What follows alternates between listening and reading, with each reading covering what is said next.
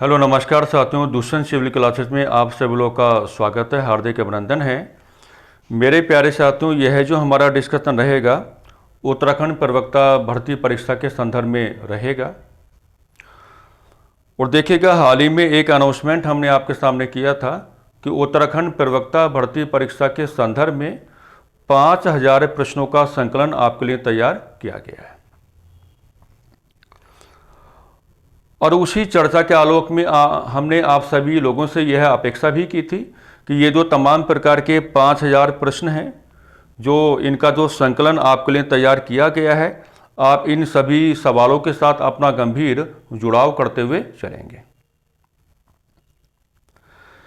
देखिए, उत्तराखंड प्रवक्ता भर्ती परीक्षा के आलोक में इतिहास जैसी विषय वस्तु के संदर्भ में जो 5000 प्रश्नों का संकलन आपके लिए तैयार किया गया है, उसी में से एक टॉपिक आज मैं आपके सामने रख रहा हूं। और इस टॉपिक को आप मान के चलेंगे 1857 का विद्रोह। 1857 के विद्रोह के संदर्भ में टोटल 40 क्वेश्चंस आपको दिए गए हैं। टोटल क्या है? 40 क्वेश्चंस आपको दिए गए हैं। अब यहां पर 1857 के विद्रोह को हम लोग कैलकुलेट करेंगे पार्ट 1 और पार्ट 2 के माध्यम से। 20 क्वेश्चन जो हैं आपके सामने पार्ट 1 के माध्यम से रखे जाएंगे और 20 क्वेश्चन जो आपके हैं वो पार्ट 2 के माध्यम से रखे जाएंगे। 1857 के विद्रोह को लेकर के जो भी हमने आपके लिए सवाल तैयार किए हैं, हर सवाल को अटेम्प्ट किए जाने के संदर्भ में आपको अपने आप को कैलकुलेट कराना होगा। सवालों को सही दिशा में सही प्रकार से आप लोग तभी अटेम्प्ट कर पाएंगे जब 1857 के विद्रोह के संदर्भ में आपके व्यक्तित्व के पास क्या होगा? एक गहरी जानकारी होगी।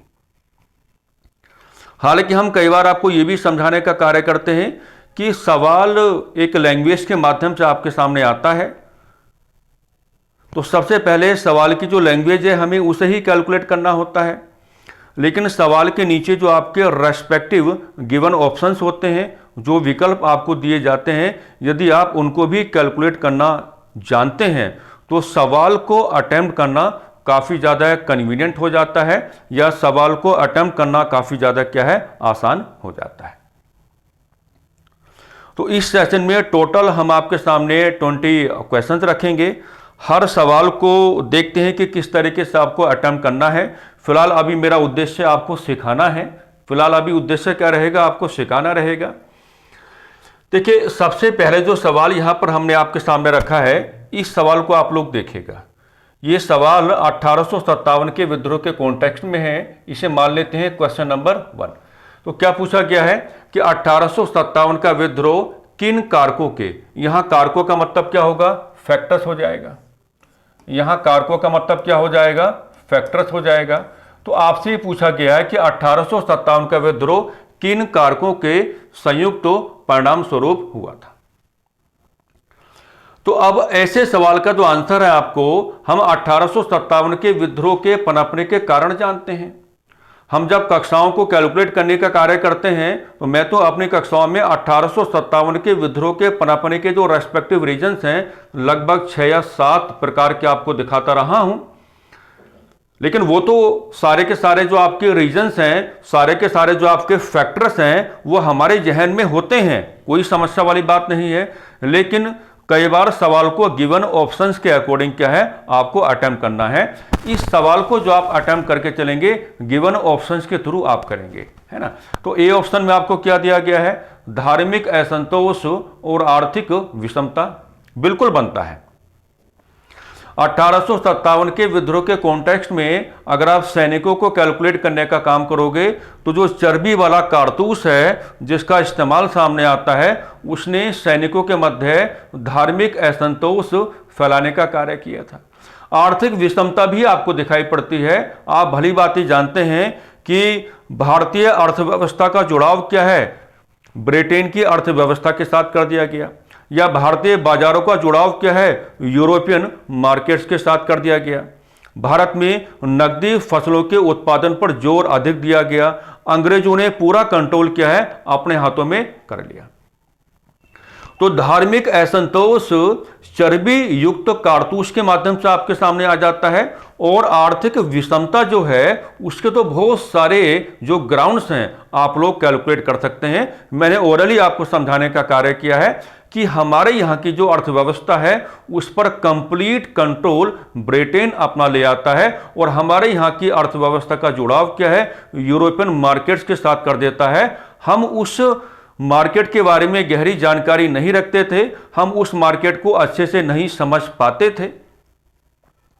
सारा व्यवहार अंग्रेजों ने अपने हिसाब से किया, हमको कम दिया और अपने आप को क्या है, मैक्सिमम टू मैक्सिमम प्रॉफिट देने का कार्य किया। तो यहां पर जो आपका ऑप्शन नंबर 1 है ये प्रॉपरली क्या है, कैलकुलेट हो रहा है। आगे बढ़ेंगे, आपको क्या है, औपनिवेशिक दमन, प्रशासनिक अन्याय और सैन्य असंतोष। आगे बढ़ेंगे, सांस्कृतिक संघर्ष और जातीय असमानता।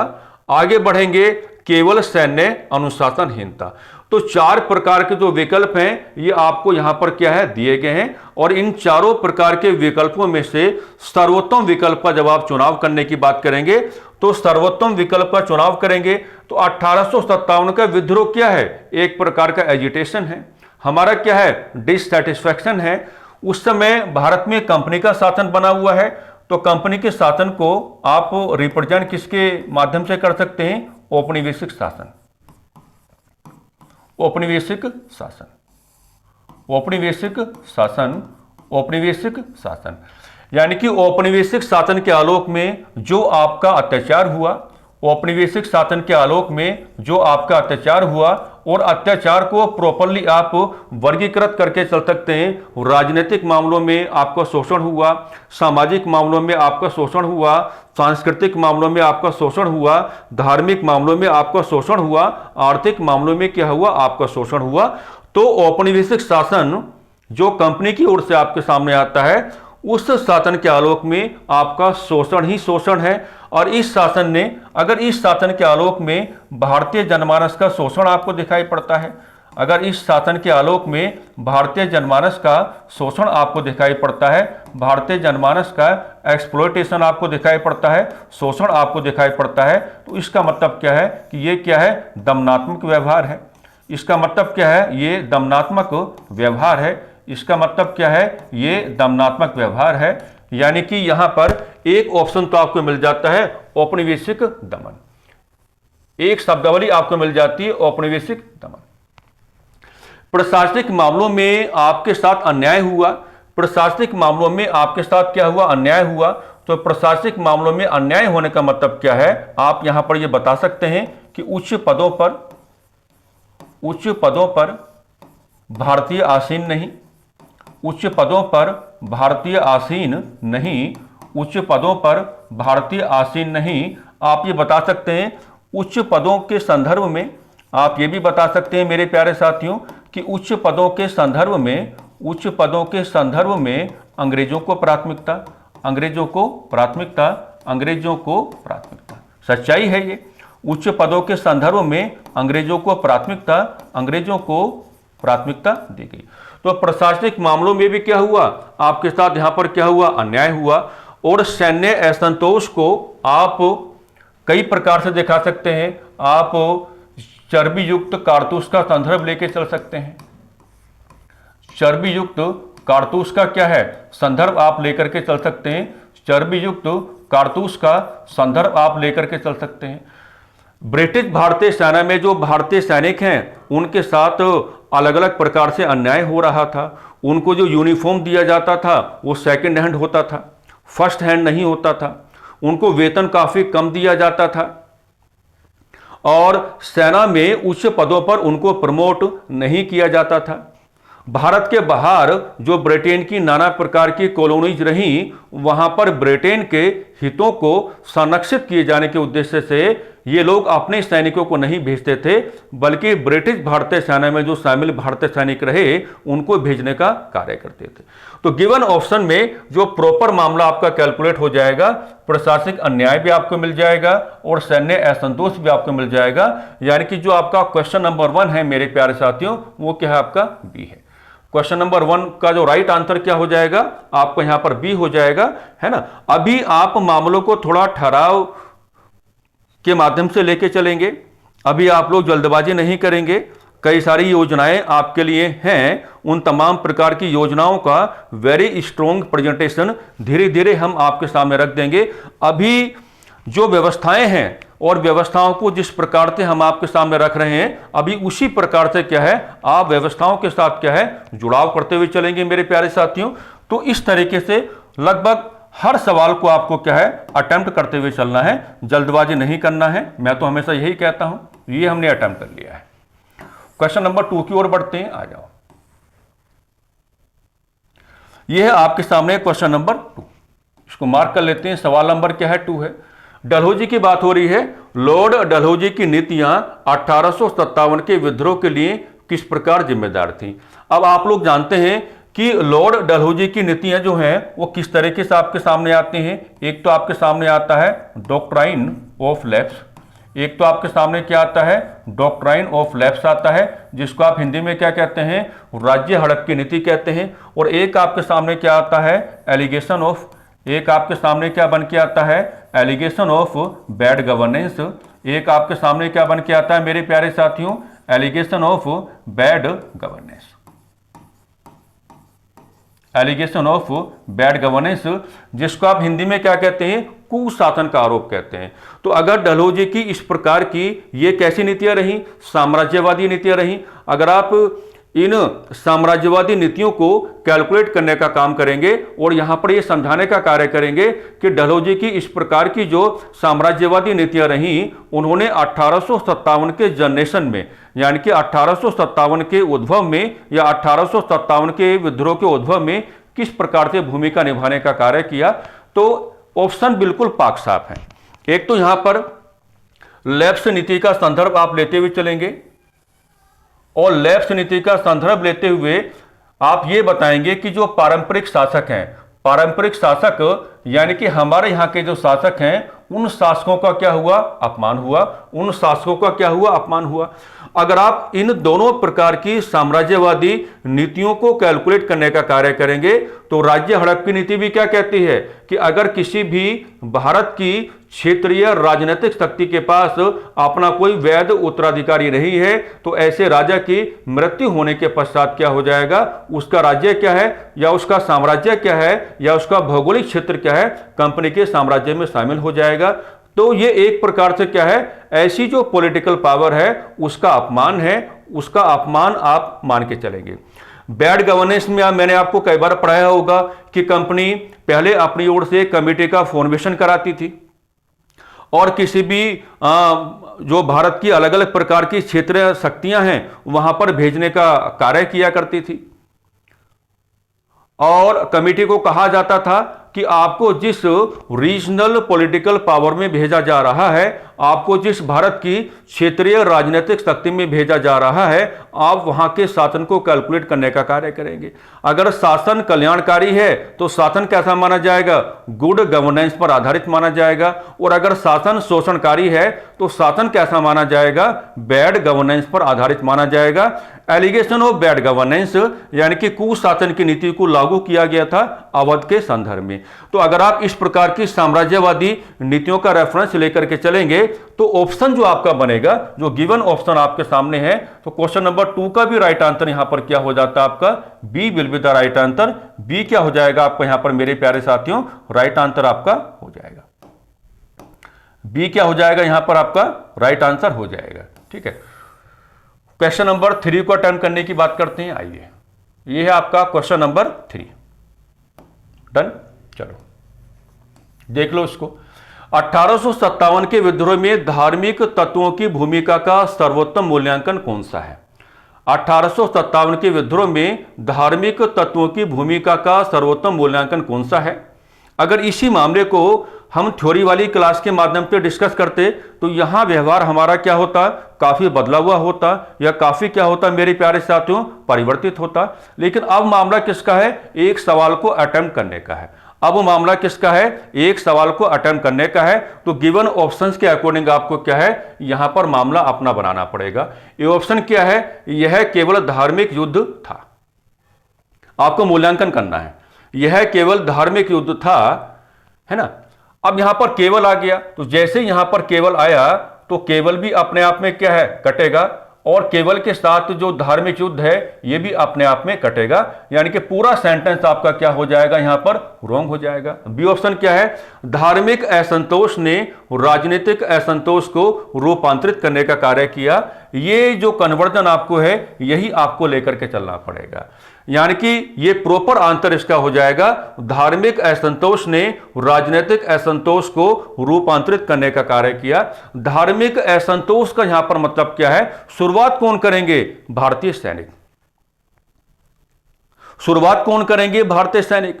और भारतीय सैनिकों के मन में, व्यक्तित्व में, व्यवहार में, सोच में डिससैटिस्फैक्शन किस बात को लेकर है, चर्बी युक्त कारतूस को लेकर है।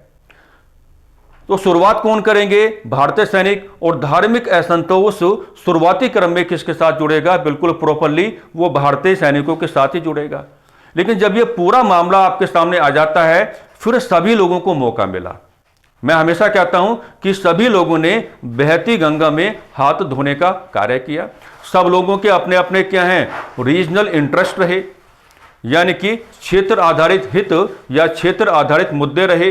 दिल्ली का मुद्दा अलग रहा, लखनऊ का मुद्दा अलग रहा, अवध का मुद्दा लखनऊ वाला ही था, कानपुर का मुद्दा थोड़ा अलग रहा, झांसी का मुद्दा थोड़ा अलग रहा, है ना।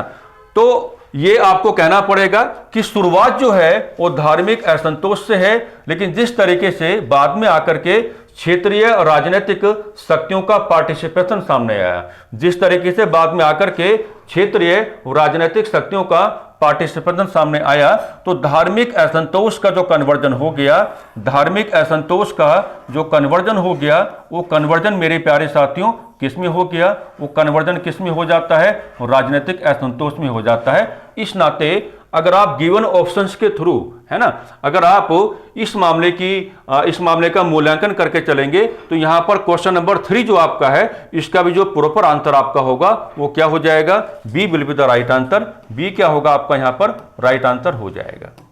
चलिए आगे बढ़ते हैं। क्वेश्चन बहुत लाजवाब है।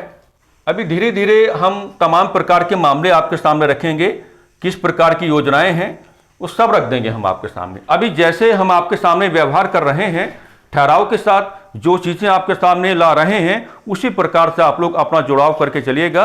आपका नुकसान नहीं होने देंगे, आपका नुकसान नहीं होने देंगे। जो चीज आपके सामने रखेंगे वो चीज आपको लाभान्वित करने का कार्य करेगा, ये आप भली बात ही जानते भी हैं।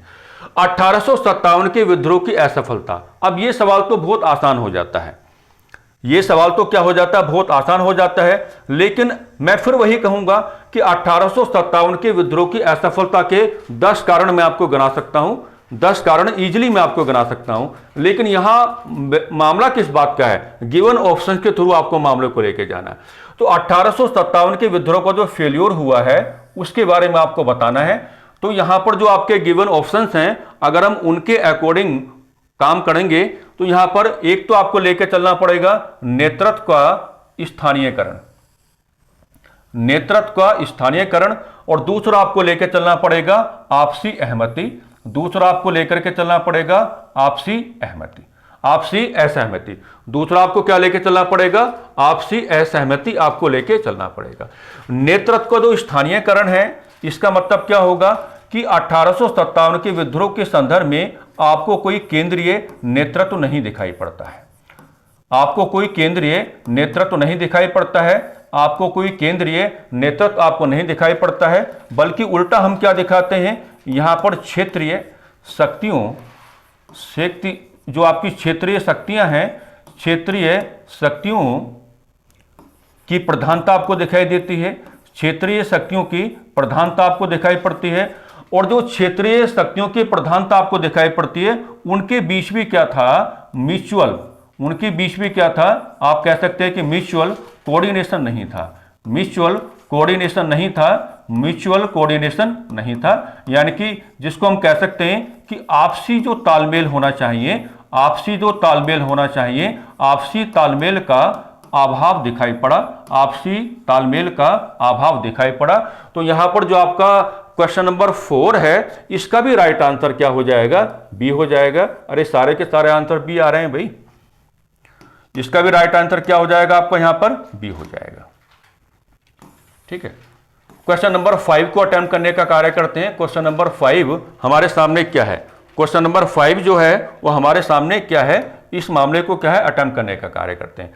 अब ये पूछा गया है, पहली बात तो ये है कि इस प्रकार के सवाल जो हो जाते हैं वो वेरी वेरी मोस्ट इंपॉर्टेंट हो जाते हैं। इस प्रकार के जो सवाल हो जाते हैं मेरे प्यारे साथियों, वो वेरी वेरी मोस्ट इंपॉर्टेंट हो जाते हैं। आप प्रवक्ता भर्ती परीक्षा के लिए जा रहे हैं, और यदि आप प्रवक्ता भर्ती परीक्षा के लिए जा रहे हैं तो इस प्रकार के सवाल, यानी कि नाना प्रकार की इतिहासकारों के जो आपके कमेंट्स हैं, नाना प्रकार के इतिहासकारों की जो टिप्पणियां हैं, ये जब जब आपके सामने आएंगी तो ये मामला अपने आप ही क्या हो जाएगा? महत्वपूर्ण हो जाएगा। ये मामला अपने आप ही क्या हो जाएगा? महत्वपूर्ण हो जाएगा। पूछा क्या गया है?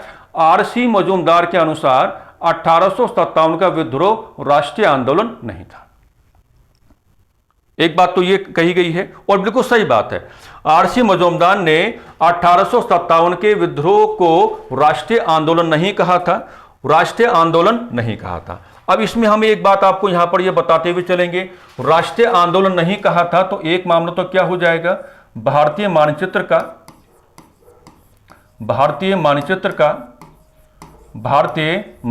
का व्यापक क्षेत्र प्रभावित नहीं, भारतीय मानचित्र का व्यापक क्षेत्र प्रभावित नहीं।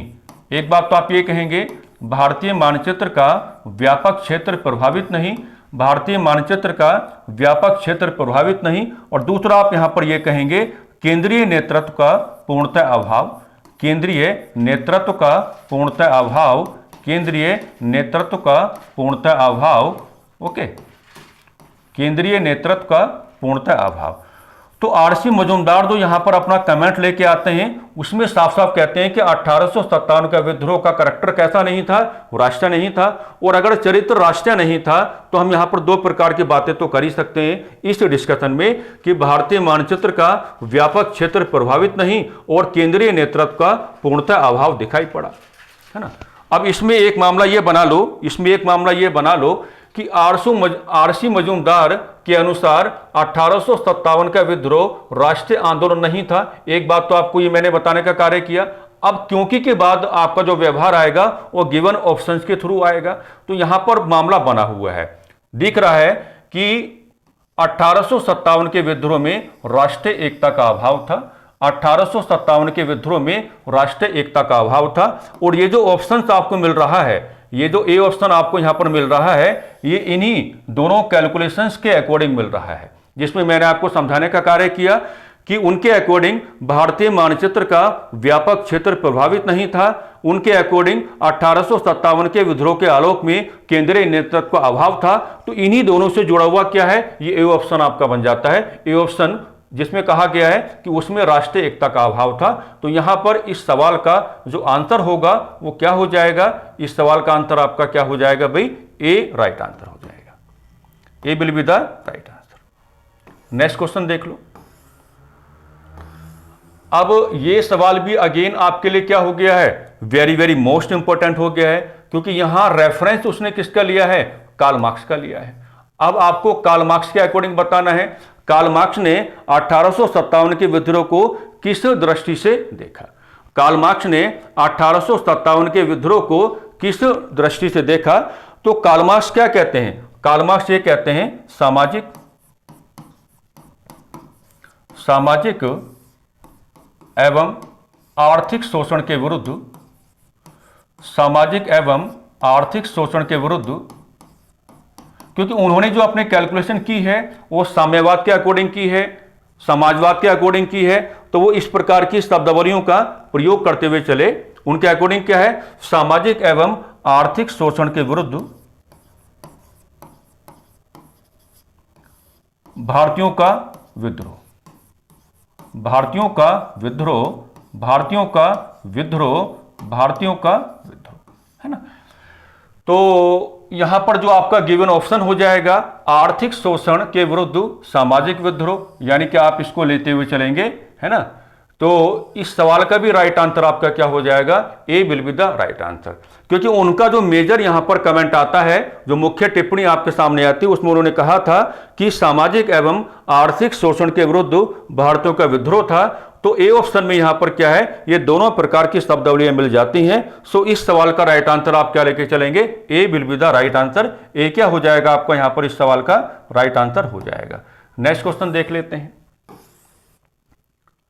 अब यहां पर वीडी सावरकर के बारे में आप लोग जानते हैं कि वीडी सावरकर ने 1857 के विद्रोह को भारत का प्रथम स्वतंत्रता संग्राम कहा, है ना। हम सभी लोग जानते हैं कि वीडी सावरकर ने 1857 के विद्रोह को भारत का प्रथम स्वतंत्रता संग्राम कहा। अब क्यों कहा या क्यों नहीं कहना चाहिए था, क्यों नहीं कहना चाहिए था, इस बात पे तो आपको यहां नहीं जाना है। क्यों कहा, इस बात पे आपको यहां पर क्या है, जाना है ना। तो जैसा कि लिखा हुआ है कि वीडी सावरकर ने 1857 के विद्रोह को प्रथम संग्राम क्यों कहा, आपको क्यों कहा इसका आंसर देना है। क्यों नहीं कहना चाहिए था, इसका आंसर आपको नहीं देना है। इसमें समस्त भारतीयों ने भाग लिया, काट दो। इसकी भावना राष्ट्रीय स्वतंत्रता की थी, बस यही आपका क्या है, राइट ऑप्शन है। इसकी भावना राष्ट्रीय स्वतंत्रता की थी, इसकी भावना राष्ट्रीय स्वतंत्रता की थी। यानी कि 1857 के विद्रोह के माध्यम से वीडी सावरकर जो हैं, यह आपको यह समझाना चाहते हैं कि एक और क्या है, ब्रिटिशर्स हैं, एक और कौन है, अंग्रेज हैं। अंग्रेजों का राजनीतिक नियंत्रण हमारे ऊपर बना हुआ है और 1857 के विद्रोह के माध्यम से हम उस राजनीतिक नियंत्रण को हटाना चाहते थे, स्वतंत्रता की प्राप्ति करना चाहते थे या आजादी की प्राप्ति करना चाहते थे। तो वीडी सावरकर के अकॉर्डिंग ये सवाल भी अपने आप में क्या इंपॉर्टेंट है। तो इसको राइट आंसर क्या लेके चलेंगे आप, बी क्या हो जाएगा यहां पर आपका राइट आंसर हो जाएगा। चलिए नेक्स्ट क्वेश्चन देख लेते हैं। अब ये मामला मैं कहना चाहूंगा कि यहां बना लें वेरी वेरी मोस्ट इंपोर्टेंट, है ना।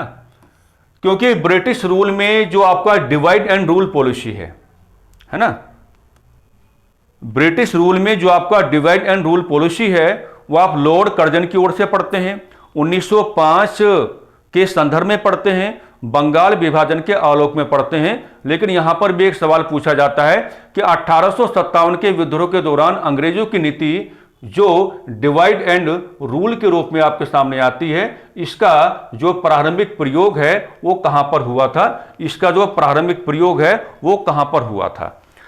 यानी कि डिवाइड एंड रूल पॉलिसी का मतलब यहां पर क्या हो जाएगा, डिवाइड एंड रूल पॉलिसी का मतलब यहां पर यह हो जाएगा कि हम भारतीयों की सामूहिकता को तोड़ना, हम भारतीयों की सामूहिकता को तोड़ने का कार्य किया।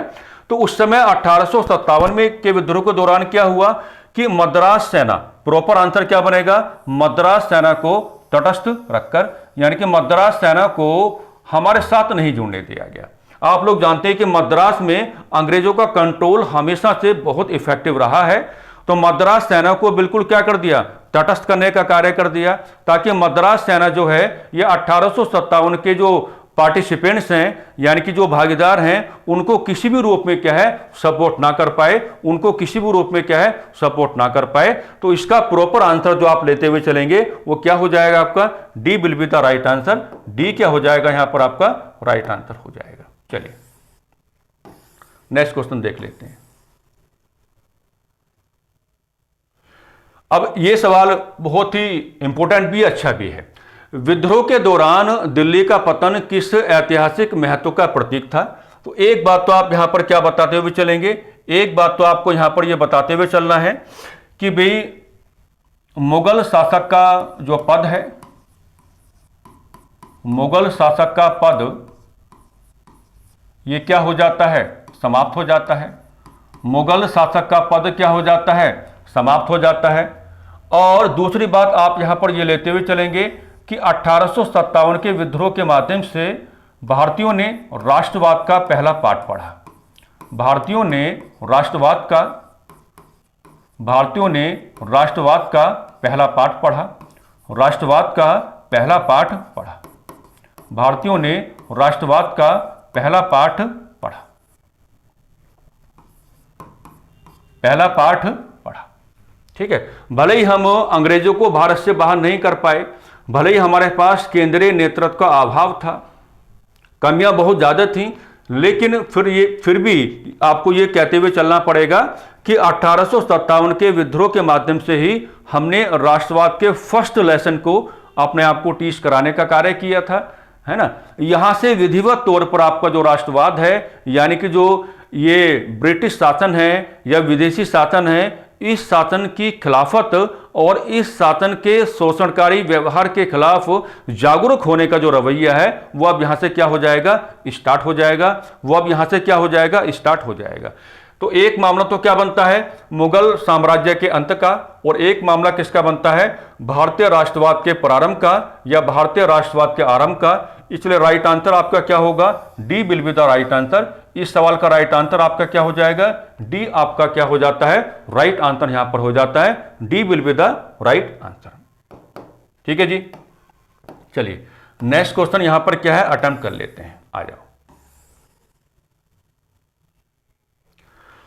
अब इसको देखो, 1857 के विद्रोह के दौरान ये जो मामला है, रेल का मामला यानी कि ट्रेन का मामला, और जो आपके टेलीग्राफ लाइन है, इनका मामला जो है, तो अगर आप यहां पर रेल और टेलीग्राफ को कनेक्ट करने का काम करेंगे तो ये क्या है, ये एडवांटेज बनी, ये क्या बनी, एडवांटेज बनी, ये क्या बनी, एडवांटेज बनी। और एडवांटेज किसकी बनी, अंग्रेजों की यानी कि ब्रिटिशर्स की।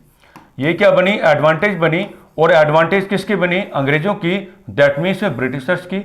और इसका निष्कर्ष हम किस रूप में लेके चलते हैं, इसका निष्कर्ष हम किस रूप में लेके चलते हैं, विद्रोह को दबाना आसान हुआ, विद्रोह को दबाना आसान हुआ, विद्रोह को दबाना आसान हुआ, विद्रोह को दबाना आसान हुआ, विद्रोह को दबाना आसान हुआ। यानी कि रेल का प्रयोग किया गया कम समय में सैनिकों को यहां से वहां भेजने के लिए, और टेलीग्राफ लाइन का प्रयोग किया गया, है ना, जो आपके संदेश हैं उन तमाम प्रकार के संदेशों को भेजने के लिए या अलग अलग प्रकार के क्षेत्रों से जानकारियां जुटाए जाने के संदर्भ में। तो यहां पर हम क्या लेते हुए चलेंगे, विद्रोहियों की गतिविधियों को रोकने में, सही बात है। अंग्रेजी सेनाओं के त्वरित संचालन में, यानी कि कम समय में सेना को एक स्थान से दूसरे स्थान पर भेजना, बिल्कुल सही बात है। प्रचार युद्ध में संदेशों को भेजना और संदेशों को ग्रहण करना, है ना। तो ये आपका ए बी सी, ये तीनों आपके क्या हो रहे हैं, यहां पर कैलकुलेट हो रहे हैं। इसलिए जो आपका राइट आंसर होगा यहां पर डी आपका क्या हो जाएगा, यहां पर अगेन राइट आंसर हो जाएगा। इस सवाल का राइट आंसर भी आपका क्या लेते हुए चलेंगे, डी आपका क्या हो जाएगा मेरे प्यारे साथियों, यहां पर राइट आंसर आपका क्या है, हो जाता है ना। तो नेक्स्ट देख लेते हैं, नेक्स्ट क्या है।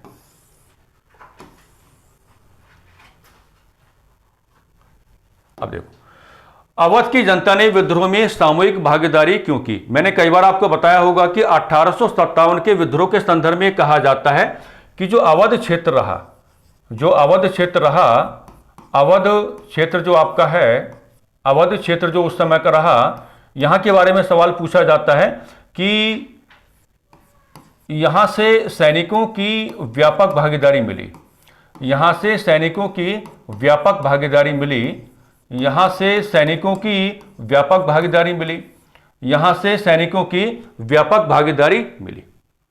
यह सवाल कई बार पुटअप भी किया गया है कि निम्न में से ऐसा कौन सा क्षेत्र है जहां से सैनिकों ने 1857 के विद्रोह के संदर्भ में अपनी व्यापक भागीदारी को सुनिश्चित कराने का कार्य किया, व्यापक भागीदारी को सुनिश्चित कराने का कार्य किया। अब इसमें एक मामला क्या जोड़ के चलेंगे, इसमें एक मामला आप जोड़ के चलेंगे, इमाम कमीशन।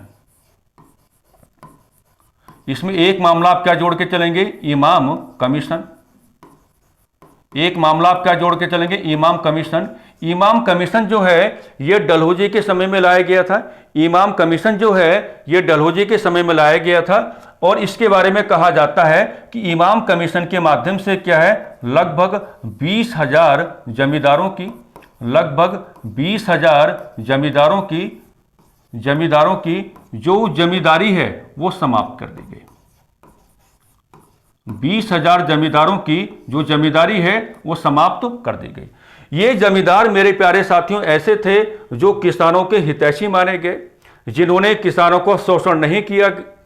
तो डलहौजी के कार्यकाल के दौरान इमाम कमीशन आपको मिल जाता है और इमाम कमीशन के ओर से आप कहते हैं कि 20,000 जमींदारों की जमींदारी छीन ली गई और ये तमाम प्रकार के जो जमींदार थे किसानों के हितैषी थे, किसानों को शोषण करके नहीं चलते थे।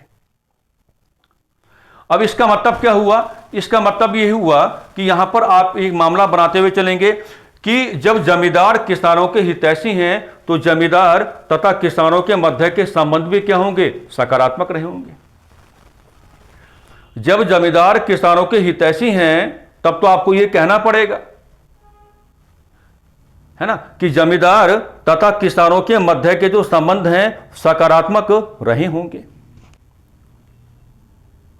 और जब ऐसे सकारात्मक कल्याणकारी जमींदारों की जमींदारी छीनी होगी तो जो प्रभाव है, जो इंपैक्ट है, वो केवल जमींदारों पर ही नहीं आया होगा बल्कि किसानों पर भी आया होगा। और किसानों के लड़के कहां पर हैं? सेना में हैं। किसानों के लड़के कहां पर हैं? सेना में हैं। इस नाते कहा जाता है कि अवध क्षेत्र एक ऐसा क्षेत्र रहा जहां से 1857 के विद्रोह के संदर्भ में सर्वाधिक मात्रा में सैनिकों ने भाग लिया। सैनिकों ने भाग क्यों लिया, यह मैंने आपको इमाम कमीशन की ओर से बताने का कार्य किया। जमींदारी छीन ली गई, कल्याणकारी जमींदारों को दबाया गया, जमींदार और किसान के बीच के जो सकारात्मक संबंध हैं उन पर प्रभाव आया और उन्हीं किसानों के बेटे कहां पर आपको दिखाई पड़ेंगे? ब्रिटिश इंडियन आर्मी में आपको दिखाई पड़ेंगे। तो यह एक रीजन है कि 1857 के विद्रोह के दौरान अवध क्षेत्र से ही क्यों सर्वाधिक मात्रा में जो सैनिक हैं, जो सोल्जर्स हैं, उनका पार्टिसिपेशन आपके सामने आता है। दूसरा मामला यहां पर क्या बनेगा? जो अवध के नवाब हैं, अवध का नवाब, अवध का नवाब, तो अवध के नवाब जो हैं वाजिद अली शाह, वाजिद अली शाह ये अवध के क्या थे? अंतिम नवाब थे, वाजिद अली शाह। अच्छा, अवध के जो नवाब हैं वाजिद अली शाह, इनके बारे में कहा जाता है कि बड़े ही योग्य नवाब थे, है ना। अपने स्टेट को एज अ वेलफेयर स्टेट लेके चल रहे थे। अवध के लोगों को नाना प्रकार की सुविधाएं देने का कार्य कर रहे थे। अवध के लोगों का नाना प्रकार से क्या है? कल्याण करने का कार्य कर रहे थे, राइट। लेकिन हुआ क्या कि डलहौजी के शासनकाल में अवध पर क्या लगाया गया? डलहौजी के शासनकाल में अवध पर क्या लगाया गया? Allegation of bad governance. Dalhousie के शासनकाल में अवध पर क्या लगाया गया? Allegation of bad governance, allegation of bad governance, allegation of bad governance, allegation of bad governance. और यही कारण है कि अवध के नवाब इस अपमान को झेल नहीं पाए थे और उनकी क्या हो गई थी? डेथ हो गई थी। तो अवध के नवाब के साथ जो कुछ हुआ यह मामला भी यहां पर बनेगा। अब प्रॉपरली ऑप्शन खुल के आपके सामने आ चुके होंगे। भूमि छीन लिए जाने के कारण जमींदारों पर फर्क पड़ा, तो ये एक ऑप्शन यहां कैलकुलेट हो रहा है। दूसरा क्या दिखाना है? नवाब वाजिद अली शाह के प्रति जो लोगों की निष्ठा है, लोग जान पा रहे थे कि नवाब ने हमारा वेलफेयर किया, नवाब ने हमको नाना प्रकार की फैसिलिटीज देने का कार्य किया। लेकिन डलहौजी ने एलिगेशन ऑफ बैड गवर्नेंस के माध्यम से अवध के नवाब वाजिद अली शाह के साथ जो कुछ किया वो ठीक नहीं था। ये राइट ऑप्शन क्या हो जाएगा आपका? डी हो जाएगा। यानी कि ए भी आप लेके चलेंगे और यहां पर बी भी आप क्या है? लेते हुए चलेंगे। नेक्स्ट क्वेश्चन देख लेते हैं। नेक्स्ट क्वेश्चन क्या है? 1857 के विद्रोह में विद्रोहियों की वैचारिक सीमा क्या थी? यह सवाल बहुत अच्छा है और ऐसा सवाल प्रवक्ता की परीक्षा में आने की पूरी क्षमता रखता है। और ऐसे सवाल यूजीसी नेट की परीक्षाओं में तो आप लोग जानते हैं पनपते रहते हैं, आते रहते हैं। तो 1857 के विद्रोह के जो पार्टिसिपेंट्स हैं, यानी कि 1857 के विद्रोह के जो भागीदार हैं, उनकी वैचारिक सीमा यानी कि किस सीमा तक उन्होंने सोचा या किस सीमा तक की वो सोच रखते थे। एक बात तो ये है, हम कहेंगे कि 1857 के विद्रोह के संदर्भ में कि जो पार्टिसिपेंट्स हैं वो औपनिवेशिक शासन के खिलाफ रहे, औपनिवेशिक शासन के खिलाफ रहे, औपनिवेशिक शासन के खिलाफ रहे, औपनिवेशिक शासन के खिलाफ रहे। एक बात तो ये समझ में आती है। दूसरी बात क्या समझ में आती है? दूसरी बात ये समझ में आती है कि औपनिवेशिक शासन की खिलाफत तो उन्होंने की, औपनिवेशिक शासन की खिलाफत तो उन्होंने की, लेकिन वो क्या है, प्रगतिशील नहीं दिखाई पड़े। वो क्या है, प्रगतिशील नहीं दिखाई पड़े, बल्कि कैसे दिखाई पड़े, रूढ़िवादी दिखाई पड़े। प्रगतिशील नहीं दिखाई पड़े, बल्कि कैसे दिखाई पड़े, रूढ़िवादी दिखाई पड़े, है ना। यानी कि वे औपनिवेशिक शासन के खिलाफ तो थे, परंतु नई व्यवस्था का दृष्टिकोण नहीं था, परंतु नई व्यवस्था का दृष्टिकोण नहीं था। दिल्ली में जैसे कौन है, बहादुर शाह जफर, वो अपने पद को बना करके रखना चाहते हैं। बेगम हजरत महल वाजिद अली शाह की वाइफ हैं, उनके हस्बैंड के साथ जो कुछ हुआ है ना, जो कुछ हुआ वो उसका बदला लेना चाहती हैं। ब्रिजेश कादिर को उन्होंने एडॉप्ट किया था, ब्रिजेश कादिर को अवध का पुनः क्या है, नवाब बनाना चाहती हैं। कानपुर में भी यही हो रहा था, झांसी में भी क्या यही हो रहा था। यानी कि जो पार्टिसिपेंट्स हैं वो औपनिवेशिक शासन के खिलाफ तो आए थे, लेकिन प्रोग्रेसिव नहीं दिखाई पड़े, बल्कि ऑर्थोडॉक्स दिखाई पड़े, रूढ़िवादी दिखाई पड़े। यानी कि जो कुछ उनसे छीना गया, जो कुछ उनसे छीना गया उसी की क्या है, पुनः प्राप्ति करना चाहते थे। जो कुछ उनसे छीना गया उसी की क्या है, पुनः प्राप्ति करना चाहते थे। नई व्यवस्था को अपनाने का उनका कोई दृष्टिकोण, कोई पर्सपेक्टिव नहीं दिखाई पड़ा। तो राइट ऑप्शन क्या हो जाएगा इस सवाल का? A will be the right option. A option क्या होगा इस सवाल का? राइट ऑप्शन आपका हो जाएगा। ए क्या होगा इस सवाल का? राइट ऑप्शन आपका हो जाएगा। नेक्स्ट क्वेश्चन देखते हैं, आ जाओ।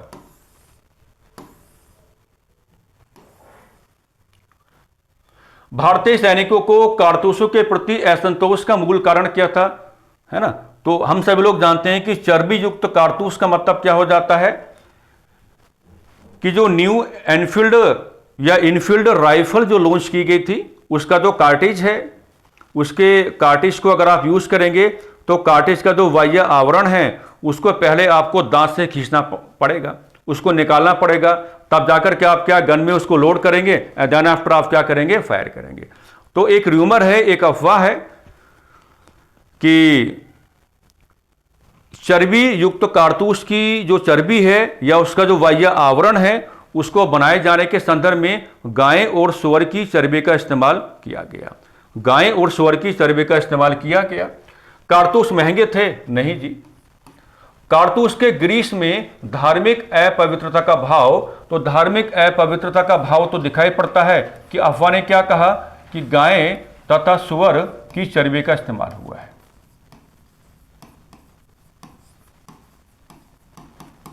गाय तथा सूअर की चर्बी का इस्तेमाल, गाय तथा सूअर की चर्बी का इस्तेमाल।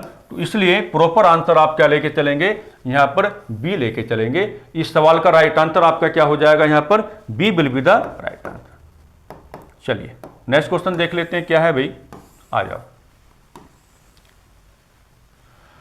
अवध के विद्रोह में अवध, और देखो यहां पर एक्चुअली क्या है, यहां पर बेगम हजरत महल को वैसे तो दिखाया जाता है लखनऊ की ओर से, जनरली कहां से दिखाया जाता है, लखनऊ की ओर से दिखाया जाता है ना। लेकिन उनका जुड़ाव क्या रहा, अवध के साथ भी रहा, क्योंकि उनके पति क्या हैं, अवध के नवाब थे। उन पर एलिगेशन ऑफ बैड गवर्नेंस को अप्लाई किया गया।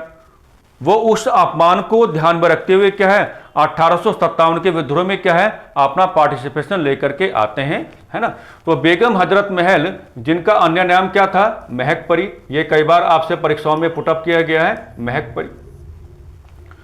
तो अवध के विद्रोह में, या अवध और लखनऊ है ना, बेगम हजरत महल की भूमिका किस दृष्टि से स्पेशल थी या किस दृष्टि से विशिष्ट थी। तो एक तो ये मामला है कि बेगम हजरत महल ने 1857 के विद्रोह को धार्मिक एकता देने का कार्य किया, धार्मिक एकता देने का कार्य किया, धार्मिक एकता देने का कार्य किया, धार्मिक एकता देने का कार्य किया। और यहां पर धार्मिक एकता का मतलब क्या हो जाएगा, Hindu Muslim unity, Hindu Muslim unity, Hindu Muslim unity. उन्होंने दोनों प्रकार के जो समुदाय हैं उनसे पत्राचार भी किया था और बातचीत भी करने का कार्य किया था कि भैया जहां तक संभव हो सके आपको धार्मिक एकता को बना करके रखना है, हिंदू मुस्लिम यूनिटी को आपको क्या है, बना करके रखना है। उन्होंने नाना साहब से समन्वय किया। यह बात भी सच है कि पत्राचार उन्होंने किया था। पत्राचार बेगम हजरत महल की ओर से किया गया। पत्राचार बेगम हजरत महल की ओर से किया गया। पत्राचार बेगम हजरत महल की ओर से किया गया। हालांकि इसी प्रकार के जो पत्राचार हैं वो बहादुर शाह जफर की ओर से भी किए गए थे। बहादुर शाह जफर की ओर से भी किया गया था। और कानपुर में जो ये नाना साहब आपको दिखाई पड़ते हैं, तो इनके साथ जो आपके गिवन ऑप्शंस हैं, तो यहां पे आप कह सकते हैं कि बेगम हजरत महल ने बिल्कुल उनके साथ पत्राचार किया, क्योंकि नाना साहब के जो पेंशन धारक हैं उनका नाम क्या था, अजीमुल्ला खां था। और अजीमुल्ला खां ने भी 1857 के विद्रोह के दौरान एक नारा देने का कार्य किया था कि भैया हिंदू मुस्लिम एकता को बना करके रखा जाए।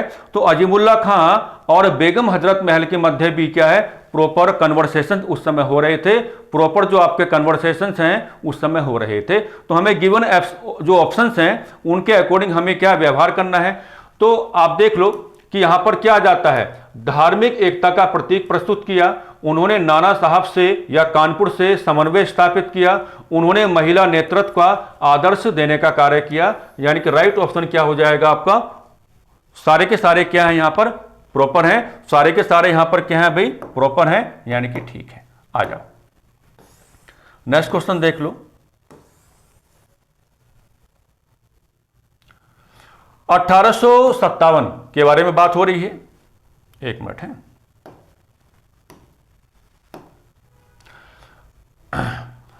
1857 के विद्रोह में मध्य भारत की स्थिति किस प्रकार विशिष्ट थी। 1857 के विद्रोह में मध्य भारत की स्थिति किस प्रकार विशिष्ट थी। मध्य भारत की स्थिति किस प्रकार विशिष्ट थी। तो यहां पर जो आपके तात्या टोपे हैं, तात्या टोपे को क्या कहा जाता है, नाना साहब का सेनापति, कमांडर इन चीफ। और तात्या टोपे के बारे में यह भी कहा जाता है मेरे प्यारे साथियों, अगर तात्या टोपे को केंद्रीय नेतृत्व दिया जाता तो 1857 के विद्रोह के जो कंक्लूजन्स हैं, यानी कि जो परिणाम हैं, वो काफी अलग होते। यानी कि मध्य भारत में जो नाना साहब के सेनापति हैं तात्या टोपे, उन्होंने क्या है, छापामार युद्ध चलाया था, जिसको आप इंग्लिश में क्या कह सकते हैं, गुरिल्ला वार टेक्निक कह सकते हैं। जिसको आप इंग्लिश में क्या कह सकते हैं, गुरिल्ला वार टेक्निक कह सकते हैं। तो इस सवाल का राइट आंसर आपका क्या हो जाएगा, C will be the right answer. C क्या होगा आपका यहां पर राइट आंसर हो जाता है। आ जाओ नेक्स्ट क्वेश्चन देख लो। यह क्वेश्चन इंपॉर्टेंट हो सकता है अभी आपके लिए।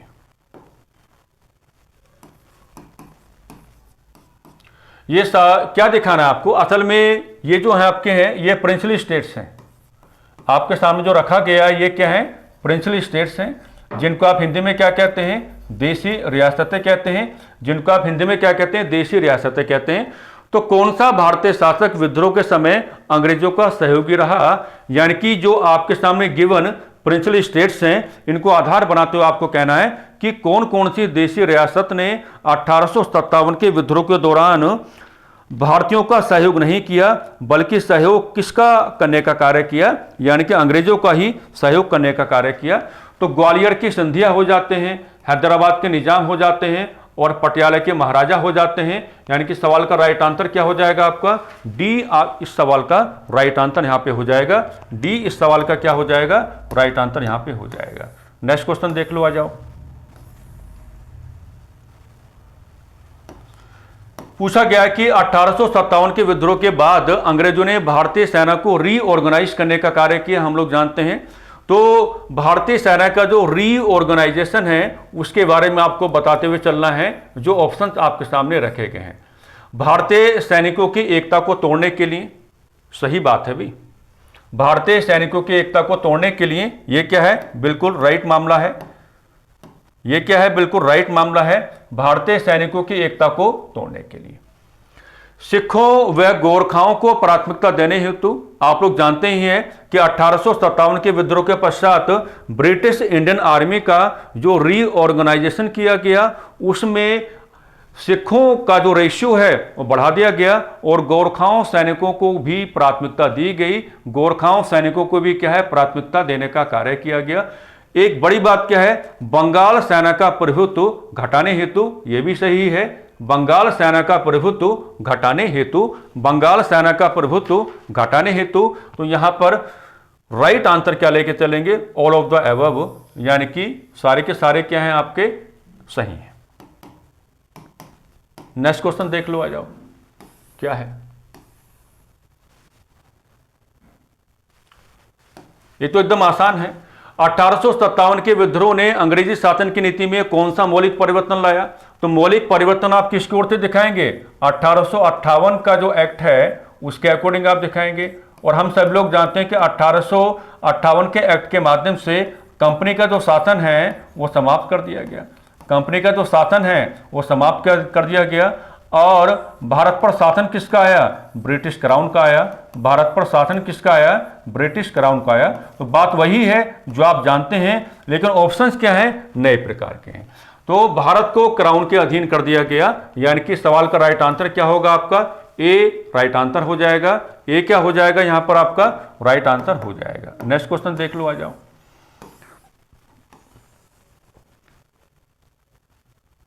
यहां आपको बताना है कि 1857 के विद्रोह का सामाजिक प्रभाव क्या था। 1857 के विद्रोह का सामाजिक प्रभाव क्या था? 1857 के विद्रोह का सामाजिक प्रभाव क्या था? हिंदू मुस्लिम एकता की पुनः पहचान। यहां पर आप क्या बताएंगे? हिंदू मुस्लिम एकता की पुनः पहचान आप दिखाएंगे। हिंदू मुस्लिम एकता की पुनः पहचान आपको यहां पर क्या है, लेकर के चलना है। हिंदू मुस्लिम एकता की पुनः पहचान। और यह कहा भी जाता है कि 1857 के विद्रोह की एक उपलब्धि रही है हिंदू मुस्लिम एकता। हिंदू मुस्लिम एकता 1857 के विद्रोह की एक क्या है, उपलब्धि भी रही है। तो इस सवाल का राइट आंसर क्या होगा? ए आपका क्या हो जाएगा यहां पर? राइट आंसर हो जाएगा। ए क्या हो जाएगा भी? राइट आंसर हो जाएगा। नेक्स्ट देख लो, यह सवाल आपको फंसा सकता है, तो देख लेते हैं, इसको बना लो। Very very most important. कौन सा तत्व विद्रोह को अर्धराष्ट्रीय बनाता है? अर्धराष्ट्रीय का मतलब वही हो जाता है कि भारतीय मानचित्र के व्यापक क्षेत्र को प्रभावित करने का कार्य नहीं किया। केंद्रीय नेतृत्व का क्या दिखाई पड़ा? अभाव दिखाई पड़ा। तो अर्धराष्ट्रीय का मतलब वही हो जाएगा कि राष्ट्रीय नहीं है ना, लेकिन थोड़ा थोड़ा क्या है, बढ़ाना है ना। यहां पर शब्दावली क्या है? अर्धराष्ट्रीय। तो अर्धराष्ट्रीय का मतलब क्या हो जाएगा? राष्ट्रीय नहीं है ना। इसको ऐसे ले लेते हैं, राष्ट्रीय नहीं, राष्ट्रीय नहीं, राष्ट्रीय नहीं, लेकिन थोड़ा राष्ट्रीयता की ओर, थोड़ा राष्ट्रीयता की ओर, थोड़ा राष्ट्रीयता की ओर, थोड़ा राष्ट्रीयता की ओर। लेकिन यहां आप विदाउट एनी हेजिटेशन कह सकते हैं कि भारतीय मानचित्र के व्यापक क्षेत्र को प्रभावित नहीं किया, केंद्रीय नेतृत्व का अभाव दिखाई पड़ा। ठीक है। गिवन ऑप्शंस में क्षेत्रीय सीमाएं, देखिए वही बनना है, क्षेत्रीय सीमाएं, है ना। क्षेत्रीय सीमाएं यानी कि इसका मतलब क्या होगा? रीजनल पार्टिसिपेशन जो दिखाई पड़ा वो ज्यादा दिखाई पड़ा। रीजनल पार्टिसिपेशन जो दिखाई पड़ा वो ज्यादा दिखाई पड़ा। रीजनल पार्टिसिपेशन जो दिखाई पड़ा वो यहां पर क्या दिखाई पड़ा? ज्यादा दिखाई पड़ा। तो ये कैलकुलेट हो रहा है, इसको टिक कर देते हैं। सामूहिक राष्ट्रीय दृष्टि का अभाव। सामूहिक राष्ट्रीय दृष्टि का अभाव यानी कि मतलब क्या बन जाएगा? तो मतलब सामूहिक राष्ट्रीय दृष्टि का अभाव यानी कि वही मामला बन रहा है कि हम कहेंगे कि केंद्रीय नेतृत्व का अभाव। केंद्रीय नेतृत्व का अभाव क्या कहेंगे भाई? केंद्रीय नेतृत्व का अभाव, यानी कि यह भी यहां पर क्या है, बन रहा है। और एक क्या है? धार्मिक नेतृत्व की प्रमुखता। धार्मिक नेतृत्व की प्रमुखता। तो धार्मिक नेतृत्व की प्रमुखता का मतलब यहां पर क्या हो जाएगा? तो जो आपका प्रारंभिक असंतोष है, जो आपका यहां पर प्रारंभिक असंतोष है, तो प्रारंभिक असंतोष जो दिखाई पड़ा वो उसी रूप में सामने आया। चर्बी युक्त कारतूस के माध्यम से, चर्बी युक्त कारतूस के माध्यम से, है ना। तो यहां पर कहना होगा कि धार्मिक नेतृत्व की प्रमुखता भी क्या है, दिखाई पड़ी। इस नाते राइट आंसर क्या हो जाएगा आपका, डी आपका राइट आंसर हो जाएगा। डी क्या हो जाएगा आपका यहां पर राइट आंसर हो जाएगा। नेक्स्ट, चलिए इस सेशन में मुझे 20 क्वेश्चन ही आपको दिखाने थे, तो ये 20 क्वेश्चन आपके क्या हो जाते हैं, वाइंड अप हो जाते हैं। ठीक है, पार्ट 1 में 20 क्वेश्चन लेके चलेंगे और पार्ट 2 में 20 क्वेश्चन लेते हुए चलेंगे। और आगे की यात्रा किस प्रकार से कार्य करेगी, कक्षाओं में किस प्रकार के परिवर्तन होंगे, YouTube पर आपको क्या क्या उपलब्ध करवाया जाएगा, इन तमाम प्रकार की बातों के संदर्भ में हम एक सेपरेट डिस्कशन आपके बीच रख देंगे। हम एक सेपरेट डिस्कशन क्या है आपके बीच में रख देंगे, यानी कि ये आपके 20 क्वेश्चन इस सेशन में क्या हो जाते हैं, वाइंड अप हो जाते हैं। तो देख लो सवालों को एक बार, किस सीमा तक आपको लाभान्वित कर सकते हैं, प्रैक्टिस के लिए कितने अच्छे हो सकते हैं, आपकी तैयारी को किस प्रकार से गतिमान बना सकते हैं, आपकी तैयारी को किस प्रकार से सकारात्मक बना सकते हैं, इन सब पर एक बार विचार कर लो और मन करे तो जुड़ जाओ, कोई दिक्कत नहीं है, कोई समस्या नहीं। ठीक है, ठीक है, इस सेशन में इतना ही। नमस्कार, धन्यवाद।